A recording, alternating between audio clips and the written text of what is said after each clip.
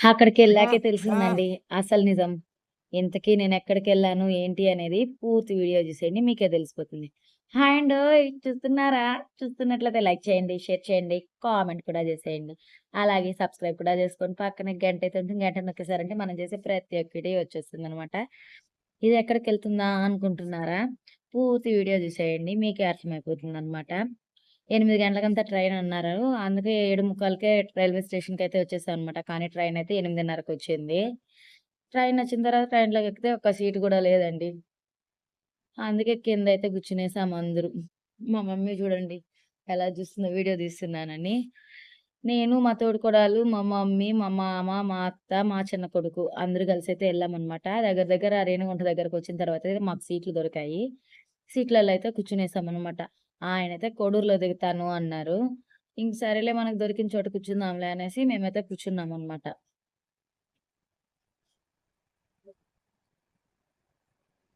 ఇంక చెప్పాల్సిన పని లేదు గదండీ! ఆడోళ్ళంతా ఒక చోట చేరితే ముచ్చట్లు చెప్పుకోను, జోకులేసుకొని సరిపోతుంది. మా మమ్మీ అయితే నిద్రపోతుందనమాట. నేను వీడియో ఆన్ చేశానని మూతికైతే చెయ్యి అడ్డం పెట్టుకుంటుంది. ఫైనల్‌గా కోడూరైతే దాటేసామనమాట. చూడండి. ఈ కోడూరు దాటుకున్నప్పటి నుంచి మొత్తం ఏమంటే అరటి చెట్లండి. మొత్తం అరటి చెట్లు, అవిసె చెట్లు. అవిసె చెట్లకైతే తమలపాకు చెట్లు అల్లిస్తున్నారనమాట. అది వేరే ఇంకోటి డ్రాగన్ ఫ్రూట్ తోట గూడా ఉందనమాట అక్కడ. ఇదో చూడండి ఇక్కడ అరటి తోట కనిపిస్తుంది కదా! కొంచెం దూరంలో అయితే డ్రాగన్ ఫ్రూట్ చెట్లనమాట అవైతే. మొత్తం అదంతా అదే అనమాట. అక్కడేదో క్వారీ పని జరుగుతుంది. ఇదంతా కూడా అరటి చెట్లే అండి. అరటి చెట్లలో అరటికాయలైతే గొలలు గొలలుగా ఉన్నాయన్నమాట. అక్కడెక్కడన్నా ట్రైన్ ఆగుంటే బాగుండేది. ఒక గొలన్నా కోసుకొనొచ్చుండొచ్చు. కానీ మనకంత ప్రాప్తి లేదులెండి. మనకు దొరికిందాంతో మనం సంతోషపడాలి. కదా! చూడండి అరటి చెట్లు. ఇదైతే నందలూరు ఏరనమాట. ఆ ఏరులో చూడండి ఇసుక ఎలా ఉందో. మా ఊర్లో గాని ఇలా ఇసుక దొరికితే మేళ్ళ పైన మేళ్ళ కట్టేద్దురు. కానీ మాకు ఇసుక దొరకదనమాట. ఈ నందలూరు ఏరులో చూడండి అక్కడ తెల్లగా కనిపిస్తుంది కదా! అది టెంపుల్ అనమాట. భలే కనిపిస్తుందండి. అందుకనే నేను దాన్నయితే క్యాప్చర్ చేశాననమాట. ఫైనల్‌గా నందలూరు స్టేషన్‌కయితే వచ్చేసాము. ట్రైన్ అయితే ఆగిందనమాట. దిగుతున్నాం ట్రైన్‌లో నుంచి. ట్రైన్ అయితే మూవ్ అయిపోయింది. మేము దిగేసాము. ట్రైన్ అయితే మూవ్ అయిపోయింది. ఇప్పుడు రైల్వే స్టేషన్ బయటికెళ్ళైతే ఆటోలో వెళ్ళాలనమాట అక్కడికి. మా ఊరు నుంచి నందలూరుకి రూ. 30 టికెట్ ట్రైన్‌కి. ఆటోకి ఎంతో తెలుసా? ఆటోలో నుంచి గుడి దగ్గరకు పోవడానికి రైల్వే స్టేషన్ నుంచి రూ. 30 కానీ ఏం చేద్దాం తప్పదు. మనం ఇదే ఫస్ట్ టైమ్ రావడం. మనకు రూట్ తెలీదు. కాబట్టి ఆ రూ. 30 ఇచ్చి ఎళ్ళామనమాట. వేడి గాదండి. భలే చెమటలు పట్టేస్తున్నాయి. ఫైనల్‌గా టెంపుల్ దగ్గరికైతే వచ్చేసామనమాట. మేమొచ్చిన టెంపుల్ పేరేమంటే, సౌమ్యనాథ స్వామి టెంపుల్ అనమాట.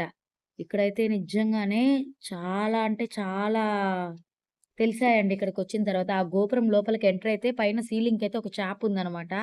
ఆ చాప అంటే ఏదో ప్రళయం వచ్చినప్పుడు ఆ చాప కొట్టుకొని ఎళ్ళిపోతుందని అక్కడ చెప్తున్నారండి గుడి లోపల. ఇంకొకటి ఏమి అంటే తిరుమలలో వెంకటేశ్వర స్వామి కటివరద హస్తంలో అయితే ఉంటాడంట అండి. ఇక్కడైతే సౌమ్యనాథ స్వామొచ్చి అభయహస్తం ముద్రలో భక్తులని దీవించేలాగా చేయి పెట్టుకొని ఉంటాడనమాట.